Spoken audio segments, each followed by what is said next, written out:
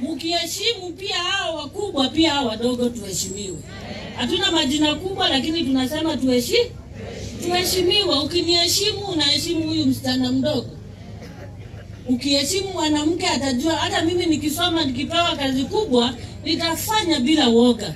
Kwa sababu sitaambiwa ati nagongwa na ule ama ule. Ni kwa sababu pia sisi tuko na akili. And we are not going to entertain that, and especially from our leaders.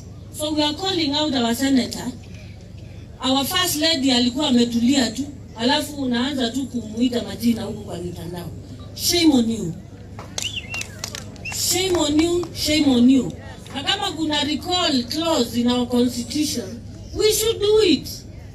Kama unaweza tu si first lady, who are we? Si utatuchapa? Si namna hiyo? Lakini hata wadogo wakichapa tunataka kuona hao leaders wanateta au pia wakitutetea. Si namna hiyo? Asanteni sana, Mungu awabariki.